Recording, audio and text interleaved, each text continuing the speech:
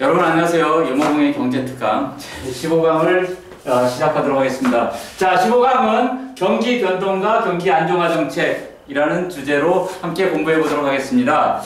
자, 이제 여러분 그 경제 우리 사회탐구에서 경제라는 과목을 지금 거의 이제 후반부에서부터 이제 종발을 향해서 달려가고 있습니다. 자, 마라톤으로 따지면은 42.19km에서 거의 지금 한 35km를 달려왔어요. 예? 이제 얼마 안 남았죠? 예, 힘들지만 포기하지 마세요. 마지막, 자, 몸도 풀고, 알았죠? 자, 함께 보도록 합시다. 여러분들, 그 거시경제에서 가장 힘들다고 하는 총수요, 총궁극에 대한, 그 논리를 함께 공부를 했습니다. 자, ADAS 이것만 잡으면 거시경제 거의 다 잡았다. 히말라야의 정상에 올라왔다. 이렇게 볼 수 있는 겁니다. 예, 감사합니다. 자, 그럼 우리 왜 그러면 ADAS라는 그 복잡한 얘기를 왜 하나? 예? 골치 아픈데. 예. 이거는 그 미시경제에서 우리가 수요 곡선, 공급 곡선 가지고 정말 마음껏 우려먹었죠? 예? 그거랑 똑같아요. 그러면 이제 거시경제라는 뭐라 해서 우리가 국민경제 전체를 보는, 총량을 본다라 했죠? 총량을 보면서 보기만 하면 뭐예요? 문제가 있으면 해결을 해야죠? 우리가 거시경제, 국가경제 전체에서 문제가 뭡니까, 여러분들? 나와 상관없어요? 여러분들 일자리, 취업 문제 있죠? 그죠? 예? 여러분들 취업이 안 되는 거 왜 그래요? 여러분들의 스펙 부족입니까? 노력 부족이에요? 안 그래요? 전체로 실업률이 높기 때문에 실업률이. 예? 실업률 나와 무관한 문제가 아니다 이거죠. 또 여러분들 한 달에 월급 90만 원 타요. 근데 물가는 마구마구 오르죠? 그럼 어떻게 돼요, 여러분들? 월급은 쥐꼬리만큼 오르고. 예? 나의 월급의 실질 소득 수준, 실질 임금 수준은 어떻게 돼요? 올라간 거예요? 떨어진 거예요? 오히려 제자로 걸으면? 아니죠. 내 통장에 찍히는 월급만 90만 원 계속 찍히면 돼요? 예? 그건 명목임금이라 그랬죠? 예? 인플레이션이 막 일어나서 물가가 상승하면 어떻게 돼요? 여러분들 실질 임금 떨어지는 거죠? 그죠? 여러분들 구매력은 떨어지는 겁니다. 예, 그러므로 거시경제에서, 국가경제 전체에서 가장 중요한 문제는 뭐다? 결국은 뭐요? 실업과 인플레이션이죠. 실업과 인플레이션입니다. 실업.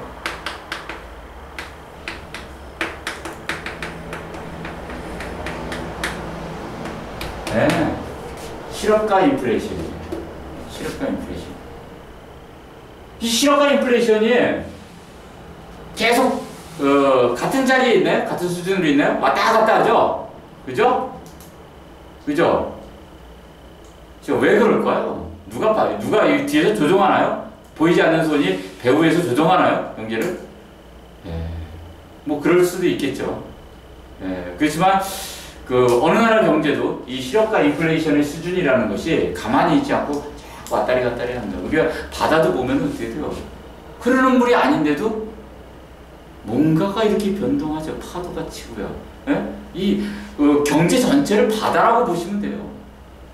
바다가 고여있는 물이긴 하지만, 그렇죠? 고여있는 물이지만 그 안에서 끊임없이 움직임이 있다.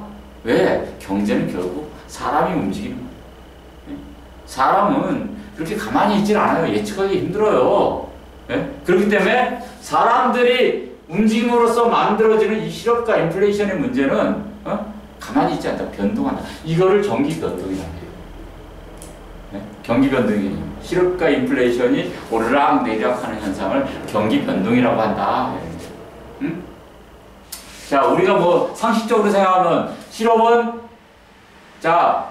우리가 실업은 많을수록 좋습니까? 적을수록 좋습니까?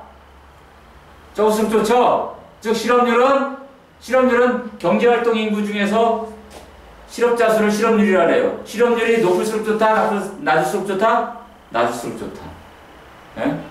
실업률의 반대말은 취업률이죠. 그죠? 취업률은 높을수록 좋고 취업률은 낮을수록 좋다. 그죠? 예, 뭐 나만 취업하면 되는데 뭐 남의 실업률 상관없다고요? 예, 좀 거시경제를 할 때는 나만 생각하면 안 되고 전체를 생각해야 되면 관계를 봅시다. 예, 전체가 살아야 내가 살 수 있습니다. 자, 인플레이션요. 인플레이션은 높을수록 좋아요, 낮을수록 좋아요. 인플레이션이 뭐냐고요? 물가가 오르는 현상이 전반적으로. 예? 평균적인 얘기를 하는 겁니다. 어떤 상품 가격은 떨어질 수도 있어요. 그죠? 우리 컴퓨터 가격 같은 게 떨어질 수도 있죠. 근데 평균을 얘기하는 거예요. 여러분, 중간고사를 봤는데, 예? 한 10과목 봤어요. 그 중에서 수학 과목은 떨어졌어요. 근데 다른 과목들이 와장창 다 올랐어요. 그럼 어떻게 돼요? 평균은 오른 거죠? 예. 전체 모든 상품, 경제 내에 거래되는 모든 상품의 가격이 평균을 내서 이게 올랐느냐 내렸느냐라는 걸 따지는 겁니다. 예? 그러니까 평균적으로 그 가격 수준이 올랐으면 인플레이션이 발생했다라고 하고요. 그 다음에 내렸으면 뭐라고 한다고요? 디플레이션이라고 합니다. 디플레이션. 들어봤죠? 예. 그래서 여러분들 입장에서 어떻게 돼요? 인플레이션이 좋아요? 좋아요? 물가가 올라도 좋아요? 안 그렇죠. 예, 물가 올라서 좋아할 소비자는 없어요. 그죠? 가격이 내려가는 거 있죠. 아이스크림이 1,000원인데, 예? 1,500원 되는 거 좋아해요? 900원, 800원 내려가는 거 좋죠? 디플레이션 발생하는 거 좋아하죠. 근데 참 인간이 모순적이에요. 자기 집값 오르는 건 되게 좋아하죠. 집값 떨어지면 어떻게 해요? 완전 죽을상이 되죠? 인생 망한 것처럼 어떤 사람 20지에서 뛰어내리는 사람 있어요.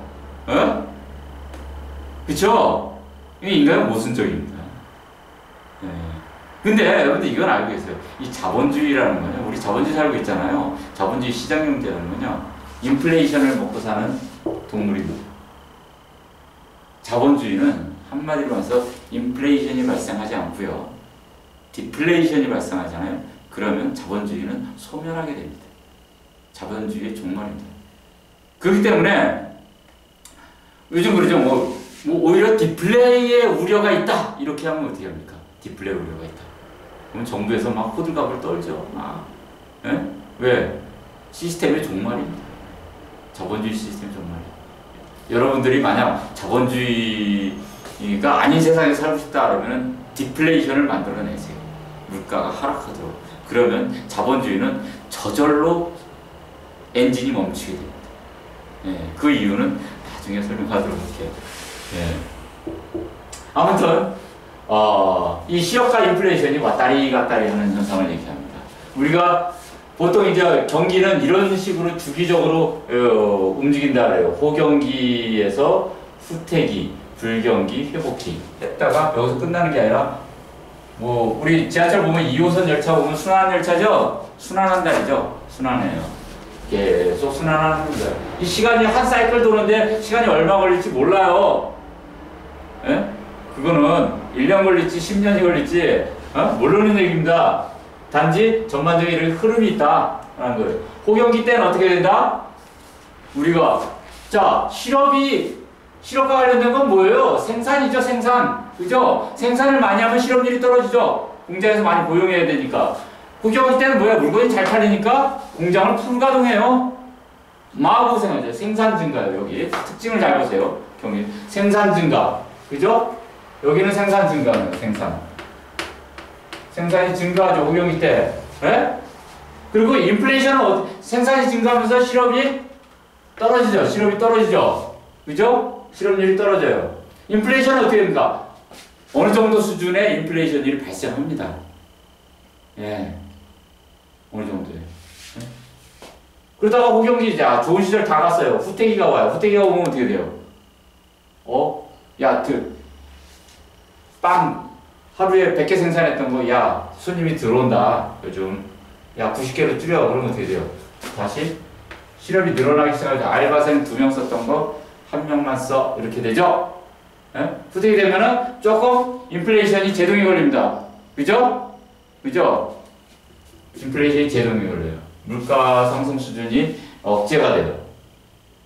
그러다가 불경기가 옵니다. 이제 깊숙이 하강으로 빠지죠. 요즘 뭐 다 불경기 그러죠? 음식점 하는 사람들 다 못 살겠다, 죽겠다 이러죠? 에? 불경기. 에? 불경기. 불경기 오면 어때요? 실업은 더 심해야 되죠? 실업률은, 실업은, 아니, 실업이 떨어지는 게 아니죠. 실업률이 올라가는 거죠. 예? 예? 고용이 떨어지는 거죠. 실업률이 올라가죠. 실업률이 올라가죠. 즉, 취업자 수는 굉장히 줄어들게 됩니다. 예? 지금이 굉장히 심각한 불경기죠. 생산이 어떻게 돼요? 생산 확 줄어들죠. 예? 그러니까 맨날 그 청와대에서 어떻게 합니까? 정부에서 대기업들, 재벌들 모아놓고 뭐라 해요? 투자 좀 해라! 그러죠? 생산하라고. 그랬더니 어떻게 해요? 그거는 기업이 알아서 결정할 일이요. 이렇게 대답하죠. 아니면, 검토해 보겠습니다. 라고 하죠. 그러면, 대통령은 5년 단임에 비정규직인데 조금 얼마 안 남았어. 기다려. 이러면 되는 거죠. 예? 예, 그게 불경입니다. 예. 기업이 투자하는다고 합니까? 안 하죠.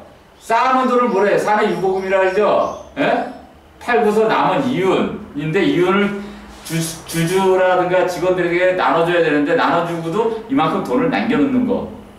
남는 거를 공장 짓는데 안 쓰고 어떻게 돼요? 현금으로 쫙 박아놓는 거죠. 정기예금으로 넣거나, 예? 은행에다. 아니면 그것도 못 먹겠다. 금으로 바꿔. 그래서 요즘 금고 잘 팔린대죠. 예? 도둑 맞게. 그래서 5만원짜리가 사라진대잖아요. 짱 박아놓으니까 저기다 지하 금고에다가 쫙 박아놓고 안 풀어요. 예? 거기에 5조, 10조, 수십조를 삼성, 현대, 예? 이런 재벌들이 다 쌓아놓고 있다는 거 아니에요. 예? 안 풀어요. 왜? 투자하려니까 지금 투자해봐야 돈 날려. 안 움직여. 이러는 거죠. 그러니까 멍청한 자영업자들만 그냥 다 인테리어 해가지고 음식점 차리고 카페 차리고 들었다 엎었다만 그러는 거 아닙니까? 재벌들은 투자 안 합니다, 지금. 예? 그럼 경기가 회복돼요. 회복되면은 다시 생산이 증가하죠. 회복되면 생산이 증가하죠. 공장을 돌리기 시작합니다. 그래서 실업률이 떨어지고 인플레이션이 조금씩 발생하기 시작해요. 이 불경기에서는 디플레이션이 일반적으로 발생합니다. 물가 하락 현상이에요. 그러다가 회복기를 이렇게 접어들면 그게 좀 반전 현상이 일어나서 회복기를 통해서 다시 이게 이제 피드백 돼가지고 호경기로 넘어가는 이런 순환을 일으키는데요. 자본주의가 본격적으로 시작된 1800년대부터 쭉 이렇게 이런 순환주기를 보였는데요. 1970년대 이후에 이런 순환주기를 제대로 보이지 않는 현상이 발생하고 있어요. 예, 누가 시켰는지 이게 척척척척 이렇게 순환주기를 보이는 게 리듬이 깨졌습니다. 생체 리듬이 깨졌습니다. 그 원인이 뭐냐? 경제학자들한테 물었더니 뭐라 그러냐면요. 그 원인이 뭐냐니까 세테레스 페리부스 그래요. 다른 조건이 일정하다면 이런 얘기를 또 읊어댑니다. 그러니까 경제학자들한테 물어보면요. 답이 안 나와요. 여러분들. 정말 잘하는 사람은요. 현장에서 일하는 사업가들입니다. 예, 이 문제를요. 자, 이 문제를 우리가 여러분들 이 더블 딥이라는 용어도 알아두세요. 더블 딥. 더블 딥은 더블 디프레션의 디프레션은 불황이죠. 더블 디프레션의 약자예요. 더블 딥. 예. 더블 딥의 약자입니다. 이 더블 디프레션인데요.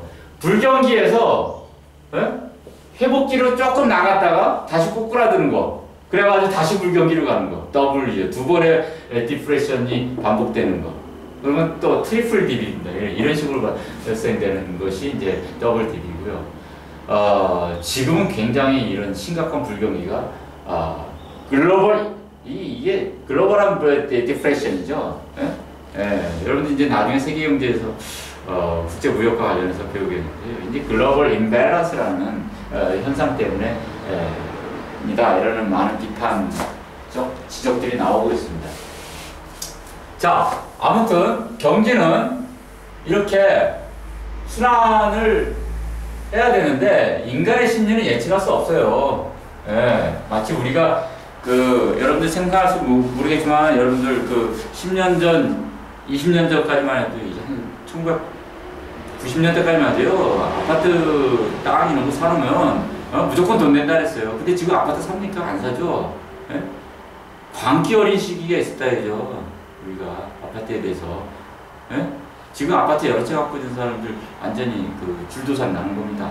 예? 예. 그러니까, 옛날에 네덜란드에서요, 튤립이, 예? 여기서 집 한 채보다 더 비싼 가격으로 거래된 적이 있어요. 튤립 한 송이. 튤립 꽃이잖아요. 예? 인간의 이 광기라는 건 예상할 수 없는 거예요. 이 경제라는 건, 그래서 우리가 지난주에 이제 케인즈에 대한 얘기 하지 않았습니까? 케인즈가 천재적인이라는 얘기는 이 거시경제의 흐름을, 인간의 심리 현상으로 분석했다는 거예요. 심리 현상. 참 날카로운 겁니다.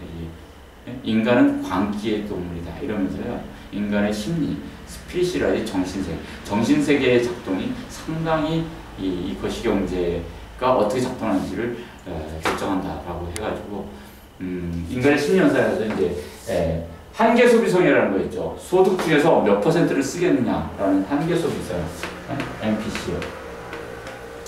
Marginal Propensity Consumption의 약자는 한계 소비성이야. 그 다음에 MNI, 투자의 한계 효율이다. 이런, 그 다음에 유동성 선호, 이런 용어들을 쓰면서 인간의 이제 심리 현상을 파고들었습니다. 우리 이제 이것들에 대해서 이제 MPC를 이미 공부했고요. 이거에 대해서 차례대로 이제 공부하게 될 겁니다. 자, 아무튼 경기가 이렇게 순환된다라는 거를 우리가 총수요, 총공급 곡선이라는 걸 가지고서 한번 보도록 하겠습니다. 자, 보세요. 여러분들 이제 우리가 미시경제에서 했지만 수요 곡선, 수요와 공급 곡선 상의 이동이 있고요. 수요와 공급 곡선 자체 이동이 있다 그랬죠? 그쵸? 예? 예를 들어서, 이것을 총수요 곡선이 아니라 일반적인 수요 곡선이라고 생각해 보세요. 가격이 P1일 때, 가격이 P2로 내리면, 빵의 가격이 1,000원일 때, 빵 하나에 1,000원일 때, 이만큼 높으니까 이만큼, 100개만큼 사겠다는 욕구가 있어요. 그죠? 근데 빵이 900원으로 하락하면 어떻게 돼요? 더 사겠다는 욕구가 생기죠? 네? 그러니까 100개에서 120개로 늘어난다. 그러니까 가격이 변동되면, 가격이 오를 땐 또 거꾸로 얘기할 수 있죠. 가격이 오르락 내리락 하면 어떻게 된다? 수요량은 이 수요 곡선 상에서 움직이는 거죠? 그죠? 공급 곡선도 마찬가지입니다. 공급 곡선도. 예? 공급 곡선도 마찬가지예요. 공급 곡선도. 이게 공급량이고요. 이게 가격 수준이면, 가격이 P1일 때, 1,000원일 때 빵 하나에 1,000원인데 1,200원으로 올랐어요.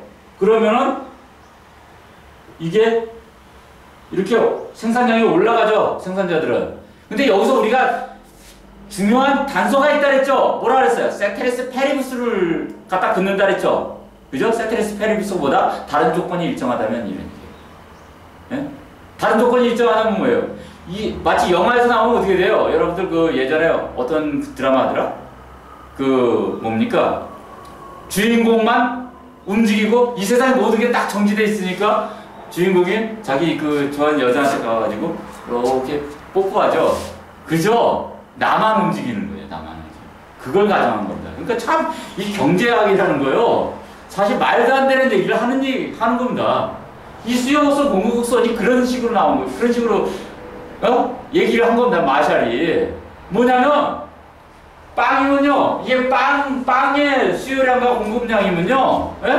빵 위에 모든 옷도 있고, 세상에 쌀도 있고, 자전거도 있고, 있잖아요. 아니면 서비스, 이거 머리 감는 값도 있고, 교육, 인강비도 있고. 모든 게 일시적으로 멈춰있는 상태를 얘기하는 겁니다. 변동 없이.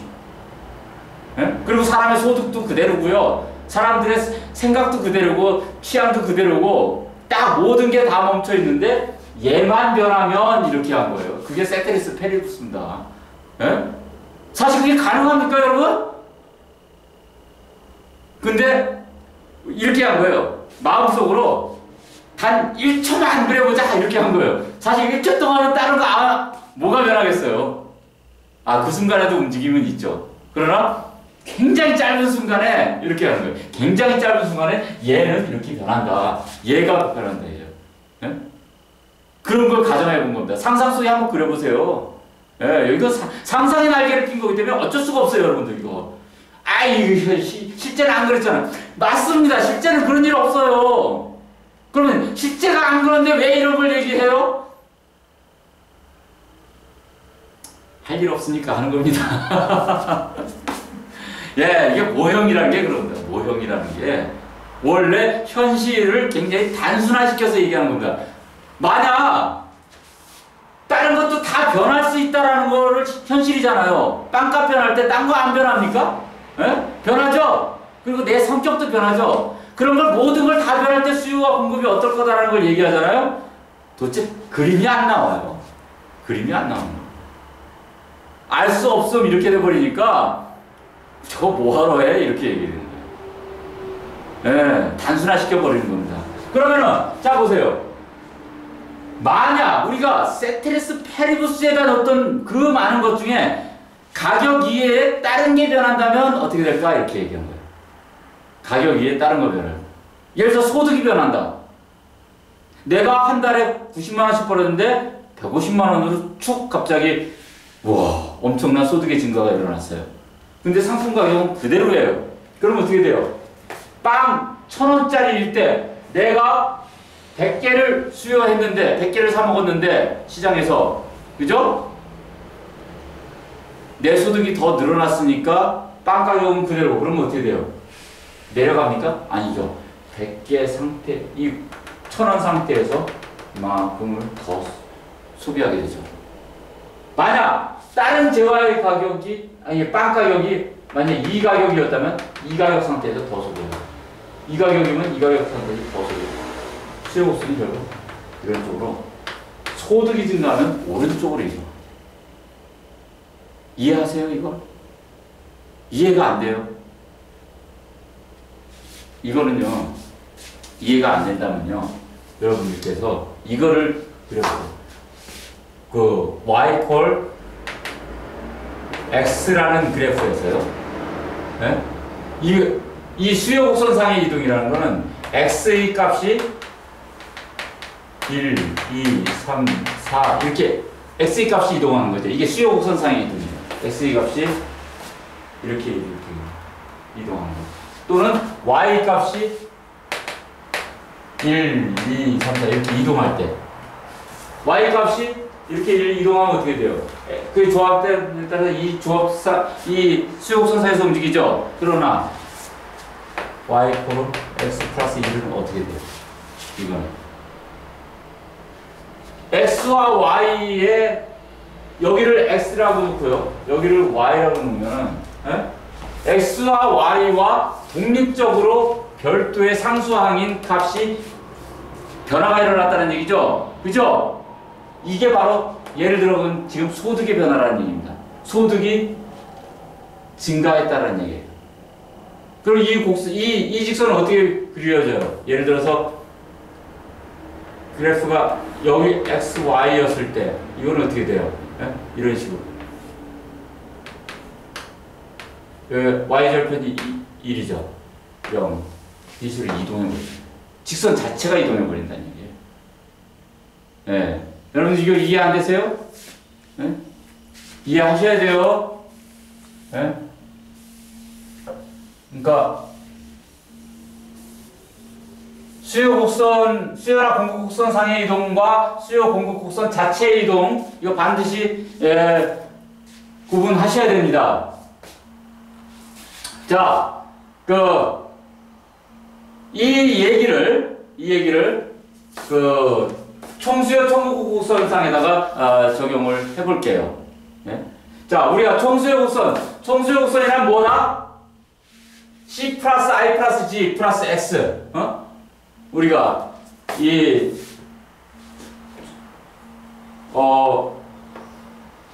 소비 수요, 소비 지출, 투자 지출, 정부 지출, X-M, 수출에서 수입 뺀 거. 예? 이 전체 한 경제에서 생산된 생산물에 대해서 사람들이 주머니를 열고 돈을 써서 사겠다라는 그 구매량을 얘기하는 거죠. 그죠? 그 구매량이 이렇게 표현되죠. 그래서 이 구매량과 물가 수준과의 물가 수준, 전체적인 물가 수준이죠. 그러니까 이 물가 수준과 또 이 생산량이라는 물가 수준과의 좌표평면상에서 총 수요가 위치하는 점들의 상관관계를 보니까 반비례 관계로 존재한다. 이렇게 얘기한 거죠. 왜?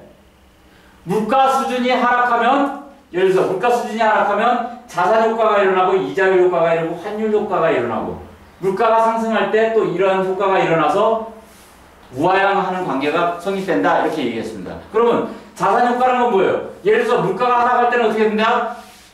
물가가 하락하면 내가 은행에 갖고 있는 내 자산, 통장, 정기예금의 가치는 올라가는 거죠? 더 많은 걸 살 수 있잖아요. 그죠? 떡볶이 가격이 하락해요. 1,000원에서 500원으로. 그러면 내가 10만 원을 예금을 갖고 있다면 어떻게 돼요? 그건 소득이 아니죠? 그냥 내 재산이지. 그죠? 재산이 증가하는 효과를 가진다는 얘기죠. 재산이 증가하니까 내 기분 좋죠? 에이씨, 떡볶이 더 사먹어도 돼. 이렇게 되는 거죠. 소득이 변하고. 그죠? 네?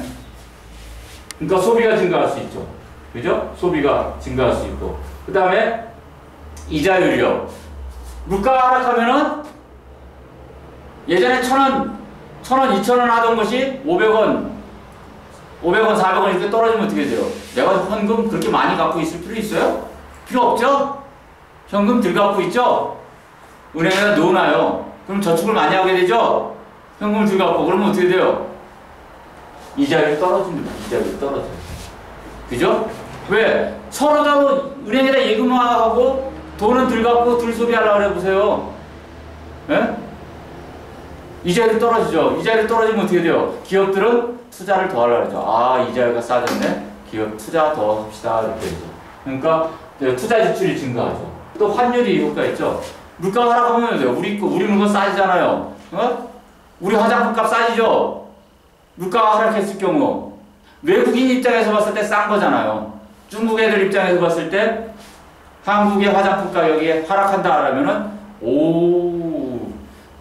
송혜교가 쓰는 화장품 사러 와우 요커들이 그냥 유커들이 막 밀려오는 거죠. 왜요? 물가가 하락하면 그러는 거죠. 이렇게? 예.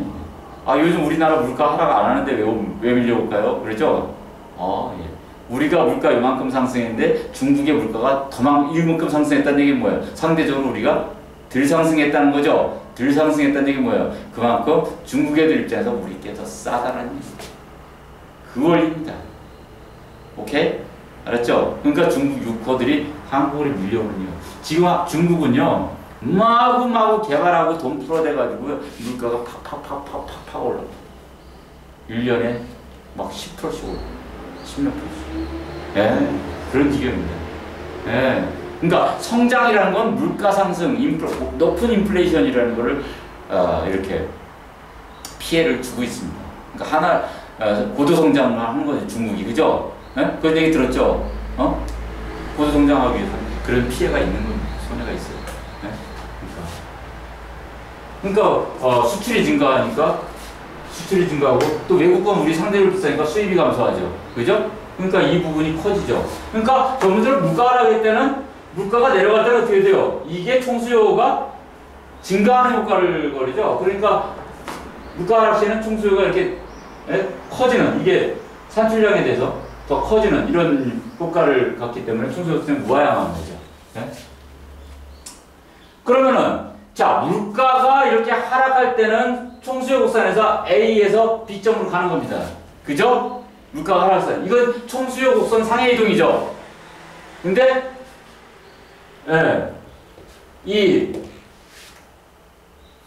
만약 물가는 제자리인데 물가는 변함이 없어요. 물가가 P1으로 그대로예요. 근데 총수요 중에서 C나 I나 G나 S나 IM이나 이 중에서 하나가 하나 중 어떤 것이 변동한다 해보세요. 그러면 이것은 하나의 물가 수준에서 총수요 자체가 변동하기 때문에 수요 곡선 자체가 시프트합니다. 이것이 어느 쪽이든 이 네 개의 항목 중에서 증가하는 쪽으로 나오면요. 다른 건 그대로인데 증가하는 쪽으로 나오면 이것이 오른쪽으로 가는 것이고요.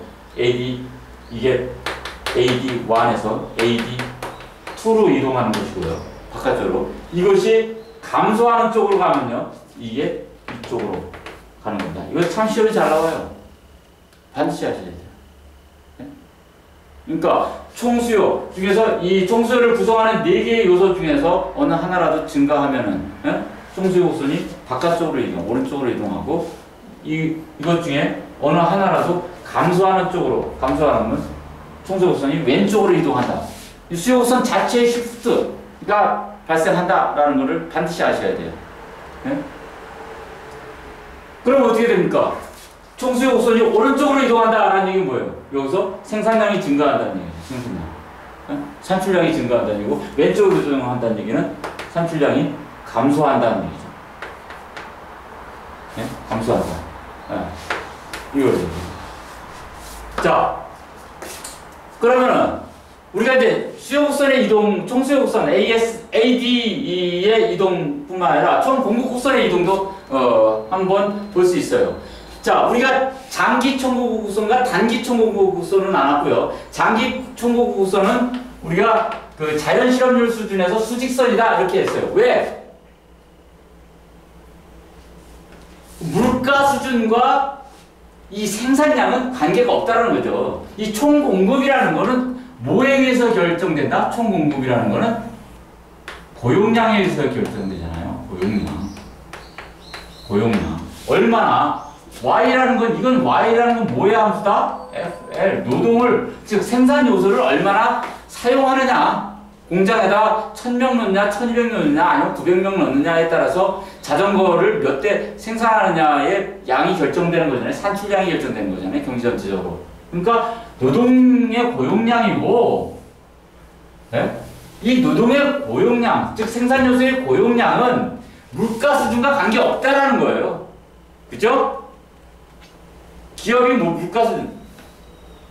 그러나 장기에는 관계없는데 단기적으로는 물가 수준과 상관관계가 있다는 거예요. 단기적으로는. 네. 단기적으로 물가 수준이 상승할 때 기업은 더 많은 고용을 한다. 왜? 화폐 환상 때문에 그랬다 했잖아요. 화폐 환상. 네? 노동자들은 단기적으로 물가가 상승해도 내 임금이 그대로면은 고용량을 줄이려고 하지 않아요. 그죠? 물가의 변동을 못 봐요. 그죠? 내 월급은 그대로 90만 원인데 물가가 막 올랐어요. 그럼 내 실질 임금은 떨어진 거죠? 실질 임금 떨어졌으면 나 일하면 안 나? 그러고 자빠지겠어요, 집으로. 근데 노동자들은 어떻게 한다? 물가의 변동을 못 본대요. 예? 눈이 나빠가지고 머리가 나빠서 못 본대요. 그러니까 자기 월급이 계속 90만 원 찍히면, 통장에 찍히면 아, 내 월급 그대로구나. 그럼 나 열심히 나가서 일해야지. 이런데요. 고용량 그대로. 근데 기업 입장에서 어떻게 된다? 월급은 90만 원 다 동일하게 공장 노동자들한테 주는데 내 파는 물건 값들이 계속 올라요. 올랐으면 어떻게 돼요? 아, 인건비는 싸진 거죠. 실질 인건비는. 그죠?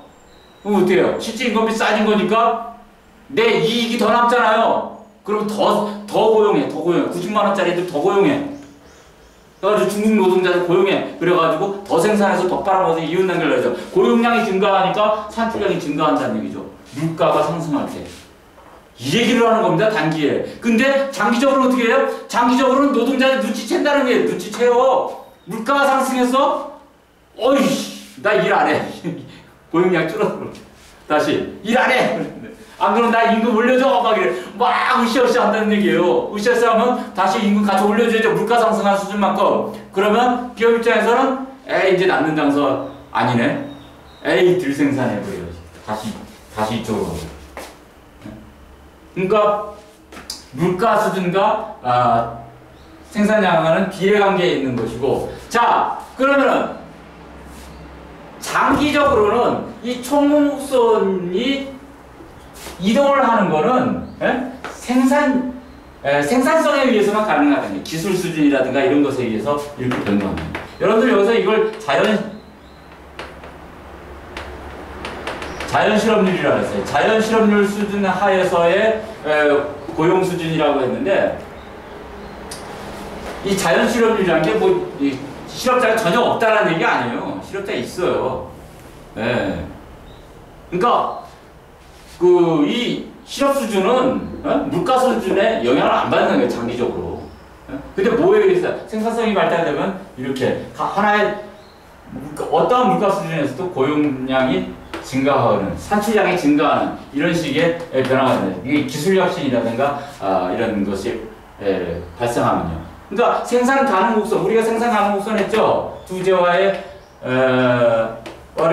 가는 구전 자원으로 생산할 수 있는 최대 생산 가능성이 여기 있다면 이것이 밖으로 뭐 이동하는 거, 이것이 생산 가능성, 이게 기술 혁신에 의해서 발생하는 것이 생산 가능성, 내부로의 이동을 말하는 겁니다. 이게 미시경제에서 했던 분석 아니에요? 이것을 거시경제에도 그대로 적용할 수 있는 얘기예요. 환경의 전체. 자, 그러면은 자 보세요. 물가가 P1에서 P2로 하락했을 때, 상승했을 때, 노동에 대한 수요는 증가하고 노동의 공급은 그대로다. 왜? 하반경, 이것을, 명목임금, W제로, 라지 W제로죠. 명목임금, 이걸 명목임금이라고 해요. 통장에 찍히는 월급, 화폐, 상에서 고용량이 그대로죠. 더 이상 안 내려갈 날이죠. 노동 공급이. 이것을 우리가 더 이상 이 임금을 안 내리려고 하는 것을 임금의 하방 경직성이라고 해요. 하방 경직성. 자, 임금이 이렇게 밑으로 안 내려가려고 그러기 때문에 이 수준에서 물가만 상승시키면 상당 수준의 고용량 증가와 산출량 증가를 초래할 수 있다. 이런 얘기를 하는 겁니다. 자, 그러면 우리가 그동안에 이제 경제 순환, 우리가 수십 년간의 경제 순환을 좀 이렇게 가볍게 돌켜보면서 이것을 ADAS 곡선에다 적용해 버리면요. 1990년대에 90년쯤에 총수요 곡선이 이렇게 있었고, 장기 총구 곡선이 이렇게 롱런 AS죠. 장기 총구 곡선이 이렇게 수직선상에 있을 때 산출량은 Y0예요. 물가 수준이 P 이렇게 1990년이죠. 그런데 그 총수요가 이렇게 증가하면서요. 총수요가 증가하면서 물가 수준도 같이 이렇게 상승한다라는 거죠. 상승한다. 이런 걸 보여줘요. 물가 수준이 상승하는 거죠. 그러면 원래는 이제 단기 총구곡선이 이렇게 되죠. 단기 총구곡선. 총수요가 증가하면은 물가 수준도 상승하면서 산출량도 증가하죠. 원래는 A점에서 B점으로 가죠. 이점에. 이쪽에 이렇게 갔다가, 사람들이, 소득이 늘어요. 그러면, 물가가 상승하기 시작합니다. 상승하기 시작하니까 덜 생산해요. 단기 총구곡선이 이쪽으로. 또, 이쪽으로 이동하죠. 그래서 C점을 다시 가요. 그러다가 또 이게 이쪽으로 가요. 이쪽으로 갔다가 D점으로 갔다가 다시 또 총구곡선이 이쪽으로 가요. 이렇게 해서 2점으로 갑니다. 이런 식으로 해서 쭉 사실상 일정한 산출량 수준을 늘리자. 그럼 이거의 변동은 뭐냐? 생산성의 증가에 의해서 오른쪽으로 쭉 가는 형태다. 뭐 이 정도로 ADAS 곡선을 가지고 설명할 수 있습니다. 그래서 우리가 총수요와 총구 곡선을 가지고요, 필립스 곡선이라는 것이 설명되어질 수 있다라는 걸 설명했습니다. 우리가 이 필립스라는 사람은 이제 영국의 경제학자인데요. 영국의 그 수십 년간의 통계 자료를 이렇게 분석을 해가지고 인플레이션율을 하고 명목 인플레이션율하고 실업률 간의 실제 관계가 어떠냐라는 것을 분석을 보니까 이렇게 반비례하는 관계에 있더라, 이렇게 본 겁니다. 참 이 얘기는 뭐예요? 정책 담당자들한테 경제 정책을 하는 사람들한테 뭘 암시해 줍니다. 두 마리 토끼를 잡을 수 없다는 걸 얘기하는 거죠. 우리는 뭐예요? 인플레이션들도 낮추고 실업률도 낮추면 좋겠죠? 그죠? 근데 어떻게 해요? 경제가 현재 A점이라는 상황에 있어요. 그리고 실업률 8%, 인플레이션율 2% 이런 수준이 있어요. 그래서 실업률이 너무 높다라고 막 사람들이 얘기하니까 아이고 실업률을 좀 낮은 쪽 낮춰야겠네 해가지고 이런 쪽으로 가려고 해요. 그랬더니 실업률이 한 5% 이렇게 낮춰졌어요. 근데 어떻게 돼요? 물가 상승률은 한 10% 이렇게 올라갔습니다. B점으로, A점에서 B점으로 이렇게 가버리죠. 그러니까 어떻게 돼요? 실업률은 낮아졌지만 어떻게 돼요? 물가 상승률은 상당히 올라갔죠? 반대로도 얘기할 수 있죠. 여기서 이렇게 가는 거예요. 그러니까 여기서 이 밖으로 가거나 안으로 가거나 할 수가 없다는 얘기예요. 그 얘기는 뭐예요? 항상 필립스 곡선상에서 움직인다는 얘기는 뭐예요? 두 마리 토끼 못 잡는다는 얘기예요. 예? 하나를 잡기 위해서 하나를 희생해야 된다. 라는 얘기를 이 필립스 곡선이 얘기를 하는 겁니다. 예? 그런데 이것을 나중에 이제 그 팔프스와 프리드먼이라는 경제학자들이 이걸 또 비판을 했어요. 자, 이것이 단기적으로는 이런 현상이 나타나는데 장기적으로는 결국은 장기 청구 곡선이 수직인 그것을 반영할 수밖에 없다라고 해가지고요. 필립스 곡선이 장기에는 수직이다라는 얘기예요. 즉 실업률은 자연 실업률 수준에서 멈춰설 수밖에 없다 라는 얘기를 하는 겁니다. 그러니까 정책 당국이, 경제정책 당국이 임의로 이렇게 이 실업률과 인플레이션 중에서 어떤 거를 좀 더 늘리고 줄여야겠다라고 하는 그런 정책을 할 수 있는 거는 단기에만 가능한 것이지 장기에는 결국 자연 실업률 수준에서 멈출 수밖에 없다라는 걸 얘기하는 거예요. 자, 우리가 여기서 경기 변동과 ADAS 곡선의 장단기 관계를 봤고요. 결국은 경기 변동을 조절하는 정책을 우리가 경기 안정화 정책이라고 하는 거죠. 이걸 한마디로 말해서 경기 안정화 정책은 총수요 관리 정책이다. 이렇게 말합니다.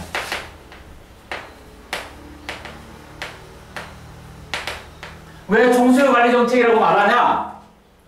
예? 우리가 이 공급 측면은 정부가 개입해서 늘렸다 줄였다 하기가 힘들어요. 왜? 결국 기업들이 노동자들을 얼마나 공장에다가 때려잡아 놓고 고용해서 생산하느냐의 문제이기 때문에 이거는 사실 정부가 직접 개입하기가 힘듭니다. 그렇기 때문에 노사 협상을 통해서 지들이 알아서 할 문제죠. 그죠? 그러나 총수요는 다릅니다. 총수요는 뭐로 구성되어 있다? AD는 C, I, G, X-IM이죠. 그죠? 특히 이 중에서 C와 C는 가게들이 결정하는 거야. I는 투자니까 기업이 결정하죠. 그렇기 때문에 이것도 정부가 개입하기 힘듭니다. 그러나 정부 지출, G라는 것이 상당히 크죠. 우리나라 1년 예산이 얼마입니까? 400조 원이 넘어요. 어마어마한 돈입니다. 또 거기다 기금이라는 예산과 별도로 또 정부가 운영하는 돈이 있죠. 이 어마어마한 돈은 800조, 1000조에 가까운 이 어마어마한 정부. 또 돈 필요하면 또 화폐 찍어내서 마구모채 국공채 팔아가지고 돈 마구마구 쓰잖아요. 4대강 사업에다 5다 해가지고 뭐 이번에 뭐 조선 사업에다 뭐 수십조 다 돈 퍼댄다 이거죠. 예? 그러는 거 아니에요. 돈을 퍼내는 이 역할, 이것이 증가시키거나 아니면 또 좀 줄여야겠다 이렇게 할 수도 있죠. 이것을 다른 건 제자리인데 다른 소비라든가 투자 또 수출입 이건 제자리인데 변화가 없는데 정부 지출을 확 늘리면 어떻게 돼요? 이것이 전체의 양이 증가하는 거죠. 그죠? 그러면 이것이 시프트 한다는 얘기죠. 오른쪽으로. 그죠? 시프트 하면 어떻게 된다? 총수요 곡선이 오른쪽으로 단기 총구 곡선이 이렇게 있는데 시프트 하면 어떻게 돼요? 물가 수준은 상승하지만 P2로 상승하지만 어떻게 된다? 산출량은 단기에 Y스타로 증가하잖아요. 이만큼이라도 증가하잖아요. 산출량이 증가한다는 얘기는 고용을 더 늘린다는 얘기죠. 기업이. 그러니까 물가 수준은 상승시키지만 고용량을 증가시키는 효과가 있기 때문에 정부 재정 지출을 늘려서라도 총수요를 늘리는 정책을 하는 거죠. 근데 만약 지금 막 인플레이션이 막 심해요. 물가가 막 10% 12% 뛰어요. 그러면 물가를 억제해야겠다 그러면 어떻게 돼요? 정부 지출을 확 줄입니다. 야, 야, 기초생활수급자한테 나눠주는 돈 다 줄여. 없어. 그래. 반토막 내. 뭐, 노령연금도 줄여. 어? 정부 재산 다 팔아. 어? 야, 지금 저 건설공사 하는 거, 댐 건설공사 하는 거 다 중지해. 에? 도로도 다 중지해. 돈 안 써. 그럼 재정지출 확 줄죠? 그죠? 줄죠? 그럼 어떻게 돼요? 이게 나머지는 그대로인데 얘만 줄면 왼쪽으로 가버려. 왼쪽으로. 물가 수준이 이렇게 높았을 때 왼쪽으로 가버리. 이게 왼쪽으로 가버리니까, 예? 왼쪽으로 가버리니까 물가 수준이 떨어지죠. 물가 수준 떨어지지만 어떻게 된다? 고용량이 또 이 생산량이 줄죠. 생산량이 줄죠. 이 점에서 이쪽으로 가니까 생산량 줄고 물가 수준 줄죠. 그죠? 그죠? 예. 그 때문에 필립스 커브를 입증하게 된다는 얘기예요. 어느 하나를 잡을 수밖에 없다. 그런데 정부가 개입해서 우리가 경제 부문에서 정부가 개입해서 움직일 수 있는 거는 기입밖에 없다. government에. 사실상. 그 때문에 이게 총수요 부분이죠. 이걸 유효수요라 그래요. 구매력이 있는 상품에 대한 구매력이 있는 구매 의사를 총수요라고 한다. 유효수요 내지는 총수요. 그러니까 총유효수요죠. 이 유효수요의 총량을 변동시켜가지고 정부가 이것을 경기를 물가와 인플레이션, 그러니까 물가 인플레이션과 실업의 크기를 적절히 조절해 나가는 거. 그런데 어쩔 수 없이 두 마리 토끼는 잡을 수 없고 필립스 커브의 단기적으로만 어느 점에서 실업률을 줄이고자 하면 이쪽으로 가고 인플레이션을 줄이고자 하면 이쪽으로 가면서 어느 한쪽을 희생하면서 어느 한쪽을 잡는 이런 단기적 선택을 해 나가는 거, 경기 관리하는 거, 이것을 우리가 경기 안정화 정책 내지는 총수요 관리 정책이다 이렇게 말을 하는 겁니다. 예? 자, 정부는 왜 총수요 관리 정책을 할 수밖에 없는가? 예, 경기가 변동되고 실업이 커지고, 그리고 인플레이션이 발생하고 이런 자연순환적인 현상들이 발생할 때 이것을 가만히 내버려 두면은 시장이 알아서 그것을 조정하느냐? 고전압박까지는 그런다고 봤죠. 그러나 1930년 경제 대공황을 기점으로 해가지고 경기가 국가 경제 전체가 이것을 자동 안정시키는 장치, 가격기구가 불완전하다라고 판단하면서 케인즈를 필두로 해가지고 이런 총수요 관리 정책이 대두하게 된 것입니다. 자, 다음 시간부터 우리 총수요 관리 정책의 세부적인 내용인 재정정책과 금융정책에 대해서 살펴보도록 하겠습니다. 자, 감사합니다.